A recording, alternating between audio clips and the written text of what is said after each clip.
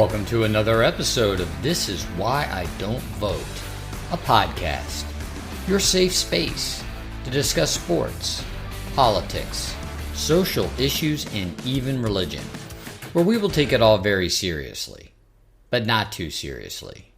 Season 3, Episode 32. I have to take my lumps. When they come, I've got to take my lumps. The University of Tennessee goes to Gainesville, Florida, and once again shits the bed. 20 years of futility, 10 losses in a row in Gainesville.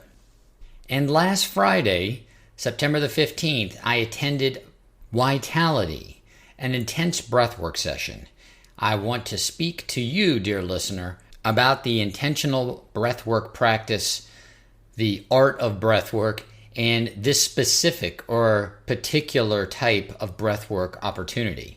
No, it's not being sponsored. I'm not getting any kind of money to promote it. I'd actually like to get some money to promote something on this podcast. It'd be very helpful. I'm not there yet.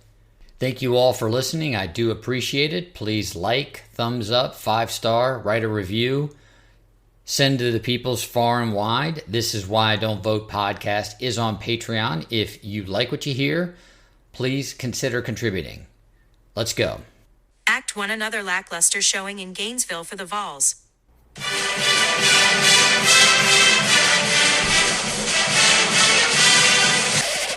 Oh wait, that's right. I've seen that University of Tennessee football team before. I've seen that University of Tennessee football team before play in the swamp. I've seen that University of Tennessee football team play before in the swamp poorly. That's right.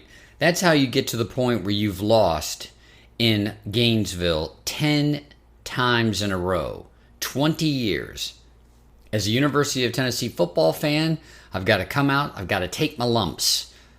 Another inferior Florida Gators football team, yes, I am saying it, another inferior Florida Gators football team beats the University of Tennessee Volunteers in Gainesville.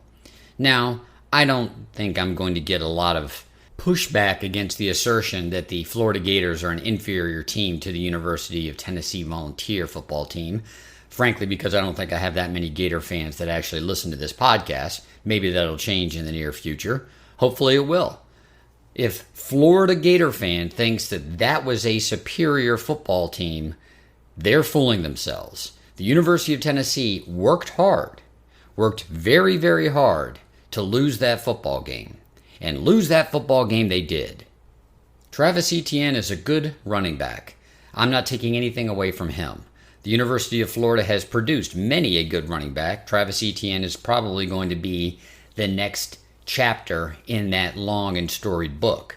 But his first touchdown run was absolutely ludicrous. It was one of the worst tackling exhibitions I've ever seen in my entire life.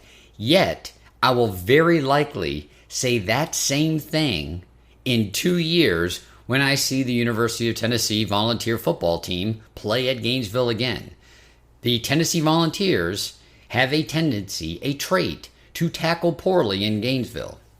And that trait seems to be personified by the I'm going to put my shoulder into you, and I'm going to do so violently, not wrap up, mind you, but just hit you really hard with my shoulder and have that be the force by which I tackle you.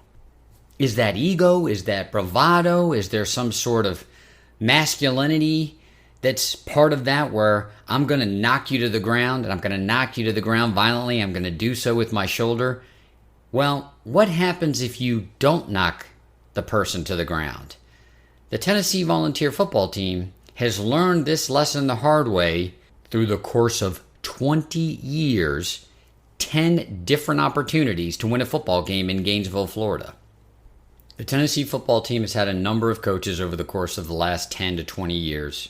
What has been consistent, unfortunately, is the number of penalties that team can amass over the course of a 60-minute football game while in Gainesville, Florida. The penalties were just atrocious.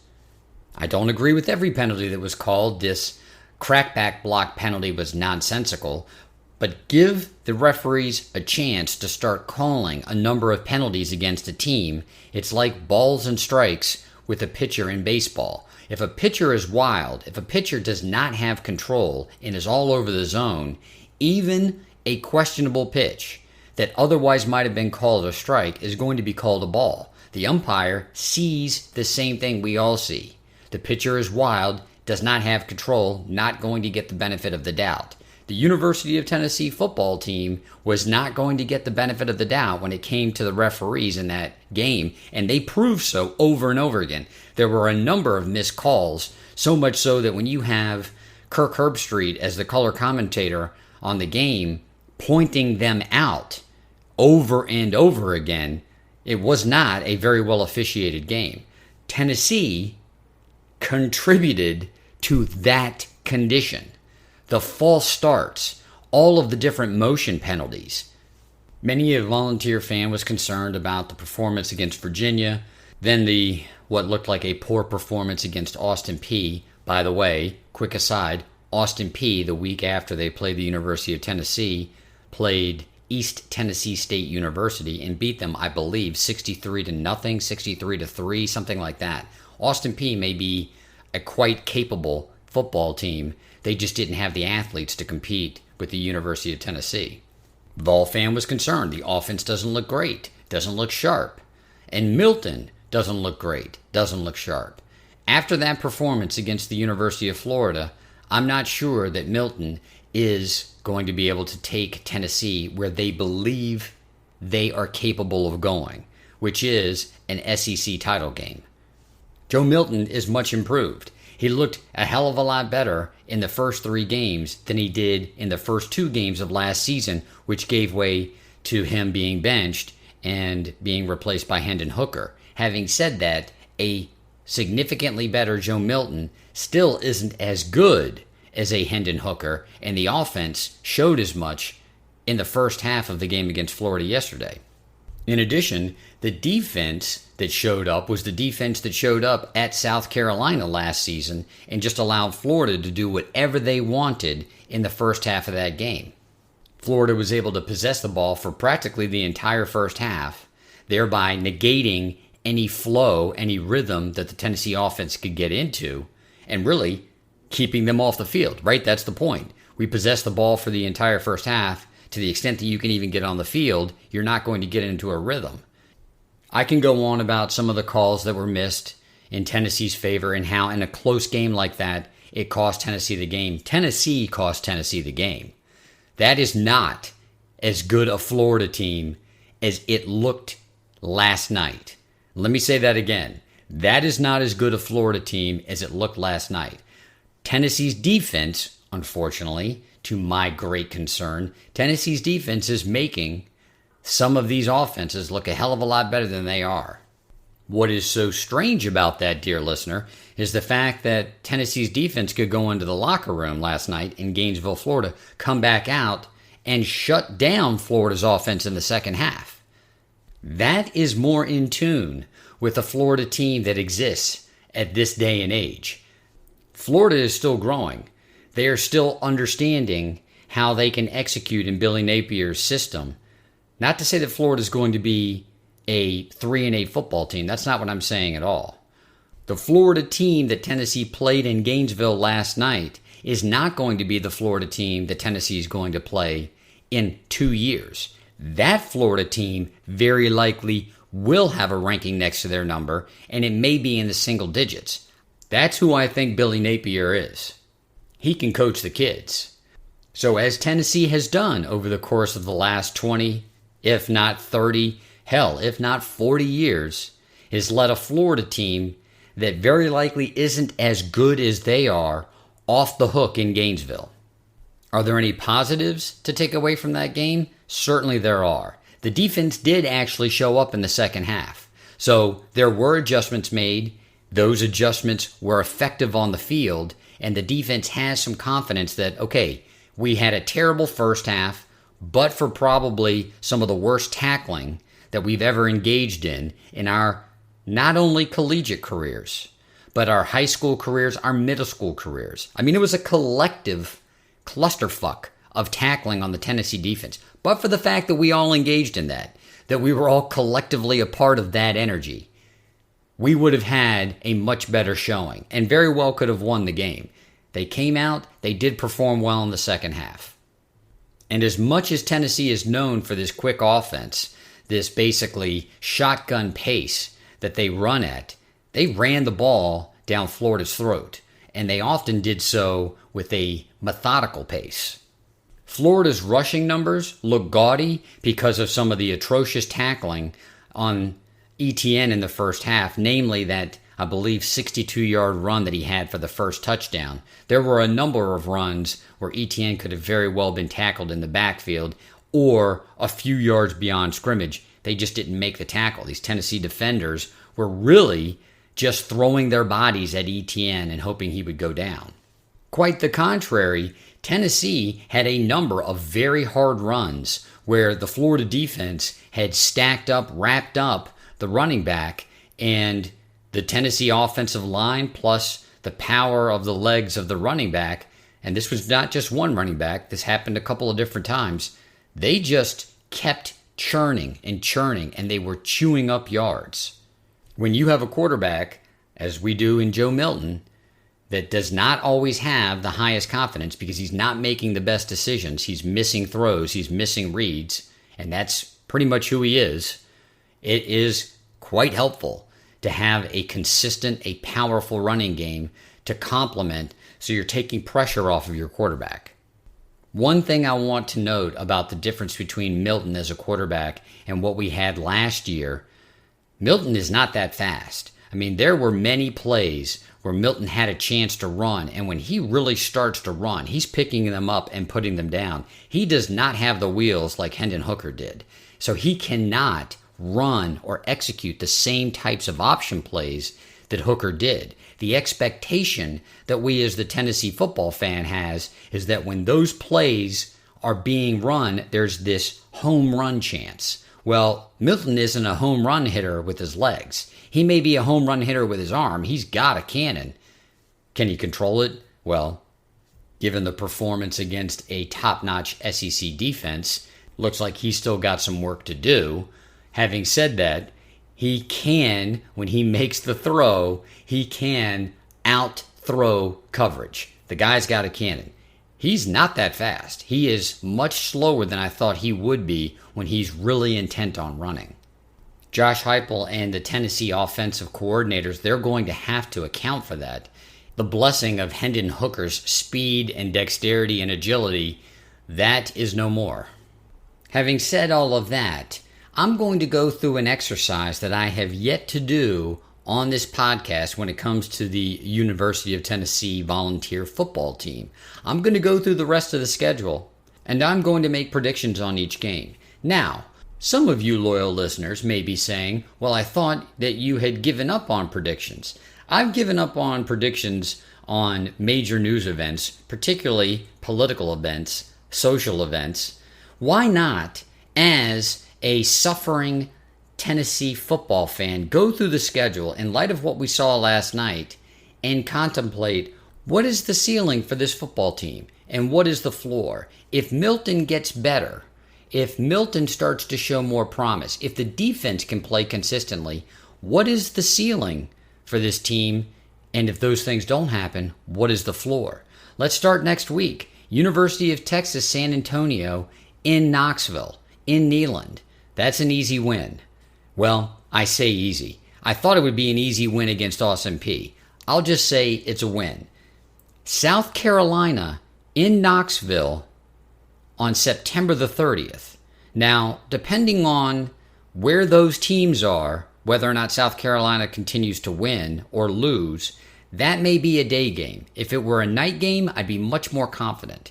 Even as a day game, given what South Carolina did to us last year, basically knocking Tennessee out of the national championship, or I guess I should say this more accurately, out of a potential playoff spot to compete for a place in the national championship game, there will be a lot of vitriol against the Gamecocks on that given Saturday.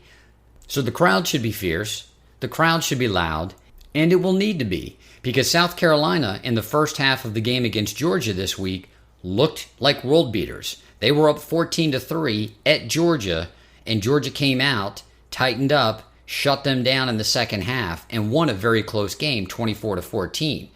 Well, that team that just lost 24-14 at Georgia after having led at half 14-3, that team ran all over Tennessee's defense.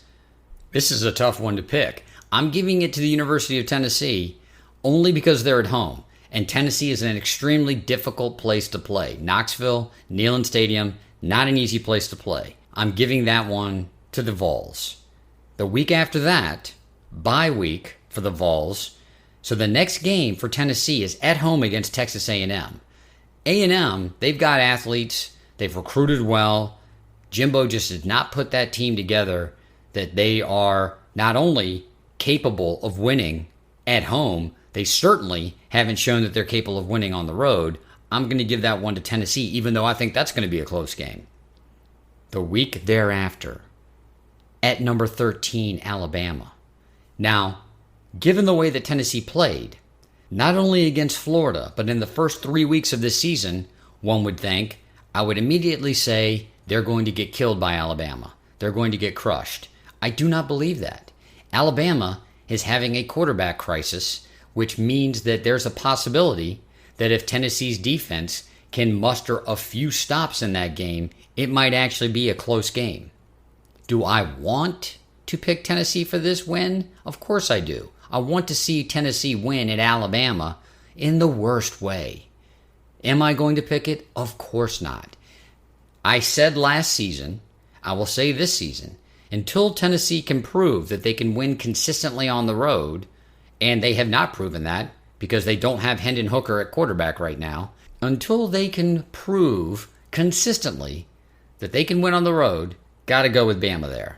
The next week, October the 28th, Tennessee is at Kentucky.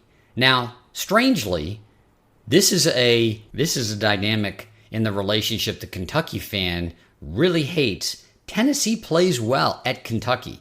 Tennessee teams that were not as good as some of these recent Kentucky teams have gone in and beat Kentucky at Kentucky.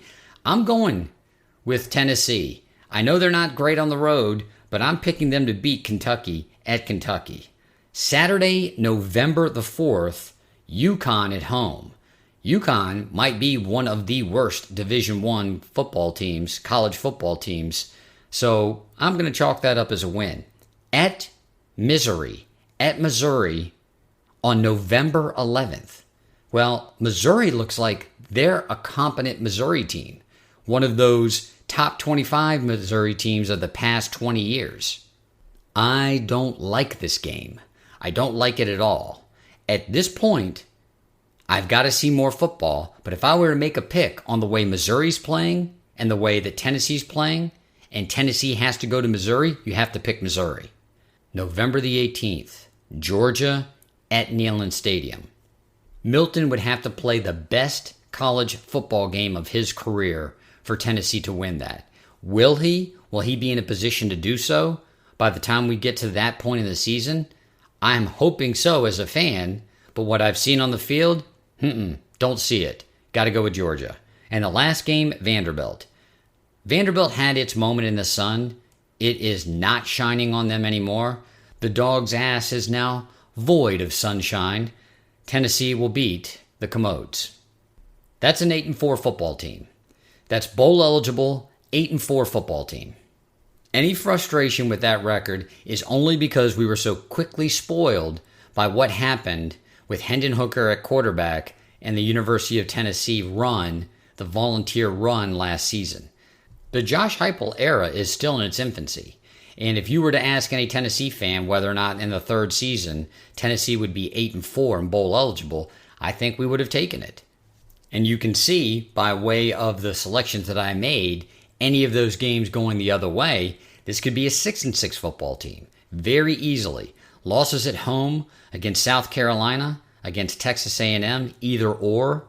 You could be looking at a 7-5 football team or a 6-6 football team. Still bowl eligible, but certainly not what Tennessee fan had hopes for at the beginning of this season, given all the success that the team had last season. For my part, an 8-4 Tennessee football team isn't the worst thing that's ever happened. I certainly won't boo-hoo over that on this podcast, nor will I go out and boo-hoo to anybody that I know about the success or failure of the team. I've gotten to a point in my life, I'm at an age where I want to see particularly young people, these quarterbacks who are put under this microscope, who are put under the heat of this spotlight. I want to see them do well. So I want to see Milton grow and mature and become, like Hendon Hooker, be able to execute what is a very high-powered college football offense. If that doesn't happen, c'est la vie. There are more college football athletes out there. There are more kids who are going to want to play in a system like Tennessee plays, like Tennessee runs, rather. So I'm very optimistic about the future. Asterisk on that very statement.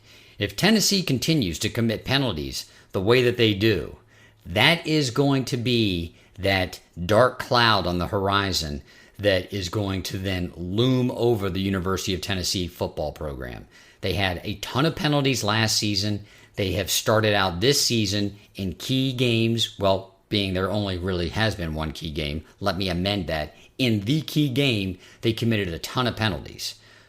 That was the damnation of Butch Jones.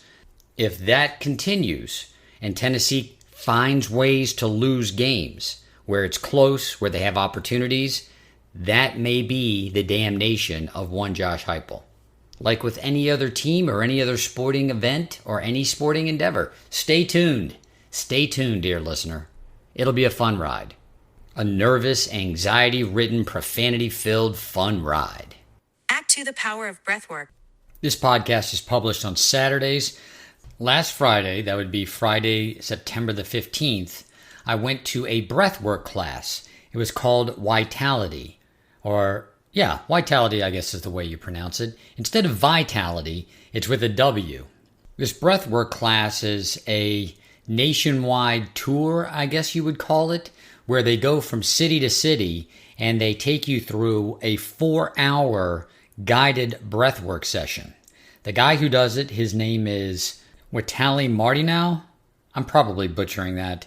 He's from, I believe, Poland by way of Belarus. He played international basketball for a while. He had a number of different back problems and ended up trying to heal himself through natural medical practices, and then was led, I guess would be the right word, into the world of spiritual healing, metaphysics, and he studied with a number of shamans and engaged in a number of ayahuasca ceremonies in order to develop this breathwork technique that does not involve any kind of drugs. It doesn't involve any kind of psychedelic. It is simply using your breath in a directed way over an extended period of time to elicit, to bring out a lot of the trapped emotions and a lot of the trapped energy that we store in our body. There may be some of you listening to this podcast that say that's absolute nonsense. And a few years ago, I believed that myself. It's absolute nonsense. Yet we stuff our faces full of terrible food, alcohols, pills. These things don't work. They just don't work. And the reason why they don't work is because they're really just Band-Aids. They're not solving the underlying problem. And often that underlying problem is not only mental, it's patterns of energy that we have in our head, that we have in our body. Better said, it's actually stories that we tell ourselves about the world, the way it works, who we are in the world, the belief systems that we have. These create patterns of energy in our head, in our body. And then we try to live them out. And when the world tells us, nope, that's really not the way things work. That's not reality. That's not your story. That's not your place in the world. We develop problems. These things in our body, whether they're pains or they're aches or what have you, they're basically our body telling us, you're off. You're missing the mark. And what is sin from a Judeo-Christian standpoint, a viewpoint? It's really you missing the mark. You having an intention, you missing the mark. You having a belief system, you missing the mark. It's not in accord with your highest good or with the truth, with what is reality. your body tries to communicate as much to you, you reject that, you placate your body with food, alcohol, drugs, and then this energy gets stored. When I went to Costa Rica, specifically to sit with ayahuasca, with Mother Ayahuasca during these ceremonies, before the ceremony, there was an intense breathwork session. So instead of you getting to this spiritual retreat and jumping right in, you are prepped by having a very intense, a very prolonged breathwork session for an entire night. And then you have a day to recover from that. And then you go into the ayahuasca ceremony. And then at the end of that week, the entire week is capped off by another breathwork session. As a testament to how shut off I was from my own body when I first went to Costa Rica to do this, to go through the ayahuasca ceremony, I didn't have a very profound breathwork experience. It was cathartic because it's an exercise in and of itself. It's not like running intensely for like 10 minutes. Because of the way or the method that's utilized during these breathwork sessions, you are escalating your breath, then you are de-emphasizing your breath, you're breathing into different parts of your body. There's different types of intensity. It's more akin to a roller coaster. And over the course of time, the intensity of that roller coaster escalating, things get released. Now, when I was in Costa Rica, I did not have the same type of experience, although it was as intense.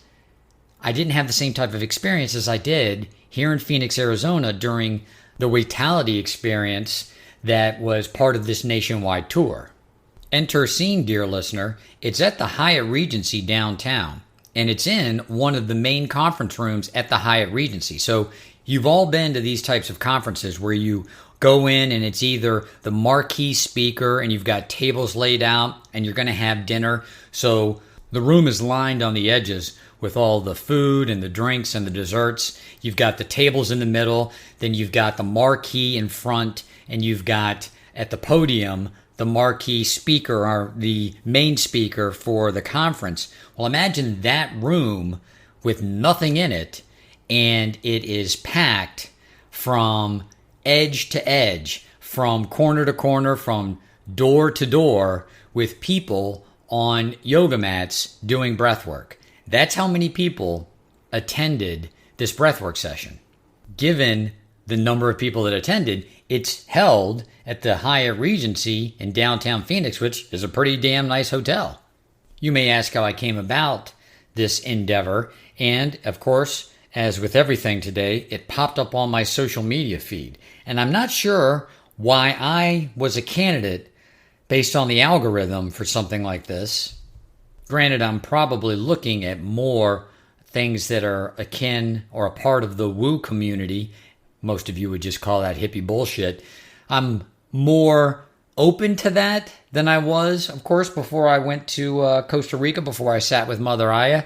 I don't really look at that stuff that often. Maybe the algorithm was throwing me a bone. Maybe the universe knew better than I did what I needed. I saw it. I felt compelled. It wasn't that much money. I believe it was $120 or $140. So I said, what the hell? I'll give it a try. Now, as I have spoken about in the podcast in prior episodes, I do meditate practically every day. And part of meditation involves paying attention to the breath and sometimes controlling the breath. So I do have a better understanding of my own breath pattern, of controlling my own breath, and in the alternative, just relaxing and letting the breath come and trying to focus specifically on that without letting other thoughts or feelings or even sensations intrude on that. My meditation practice may have been more of an allowance, or perhaps has been the bridge to me being able to feel more of the things in my body that's going on, not ignoring it, not trying to placate it or medicate it. So when this breathwork session started, you start to get into it by paying attention to the breath. That was routine for me. And perhaps that's the reason why when I went to Costa Rica the first time and went through those breathwork sessions, because it was new to me, it was something that I was not practicing routinely and that I wasn't accustomed to or even good at, it didn't give me the opportunity to get as deep into the practice as having a couple of years under my belt. Having that experience allowed me to very quickly get into the practice, the breathwork session that occurred on September 15th, last Friday. I've gone back and forth as to whether or not I should go into excruciating detail about the roller coaster that is doing this breath work. I'm not going to go into every single little detail, and I'm not going to describe it. I think it takes away from the power of the experience, and part of that power is the mystery. Needless to say, there was crying, there was screaming, there was uncontrollable laughing, people releasing a lot of the energy, a lot of the emotions that they had stored in them throughout the course of this breath work.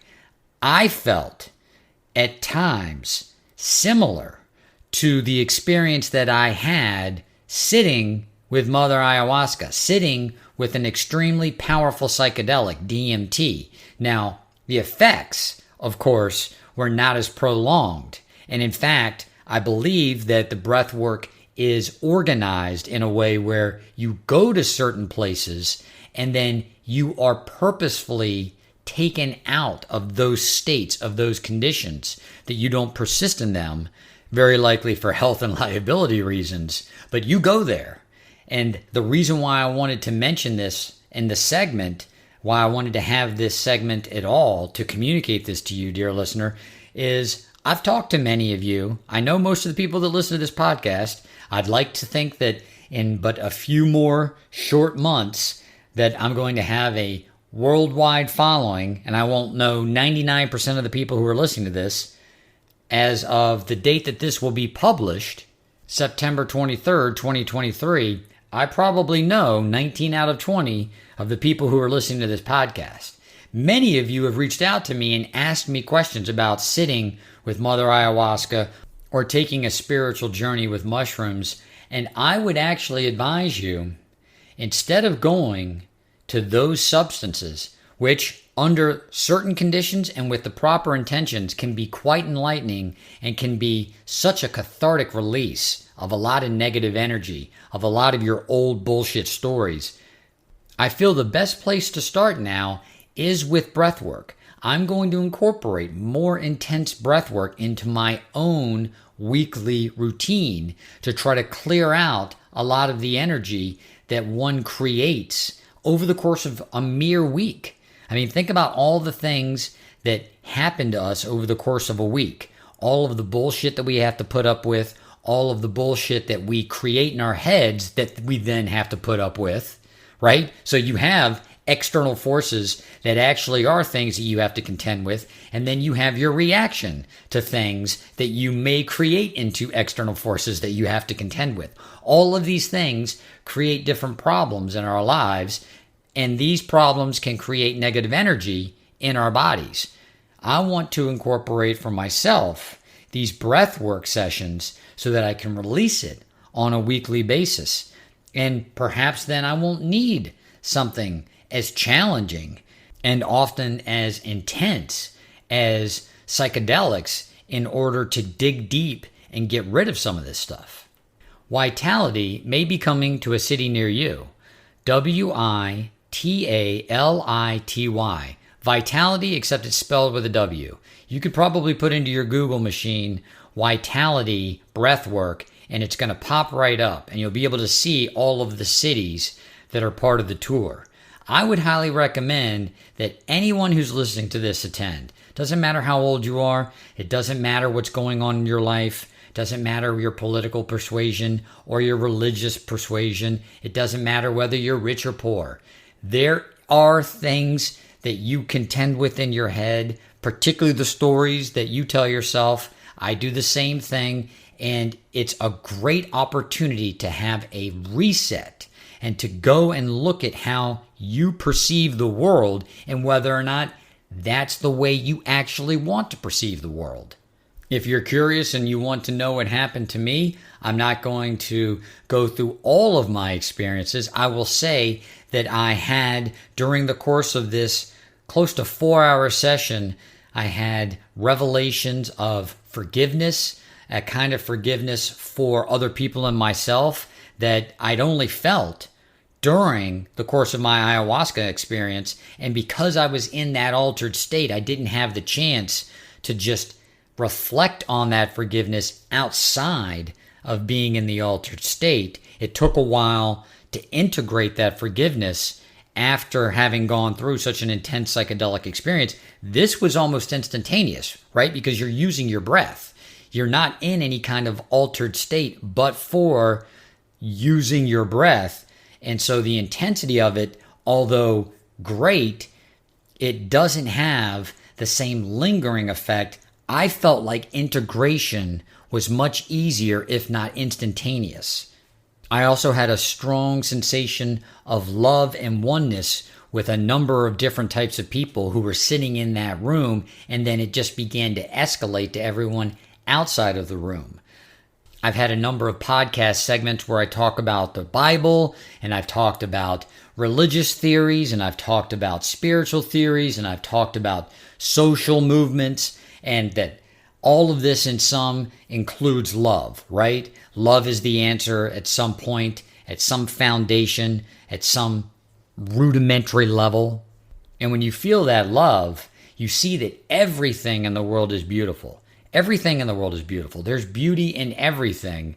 And we work so hard at creating separation from that beauty. And once you give that all up, it's almost like we dream a nightmare so that we can separate ourselves from the beauty. And once we wake up from that dream and we see it, we're able to let out that sigh, that, okay, I see. Unfortunately, as human beings living in this heavy, this dense plane of existence, that nightmare is going to come back, and in short order. That's why incorporating, at least for myself, breath work into a weekly practice, it is my latest and greatest intention.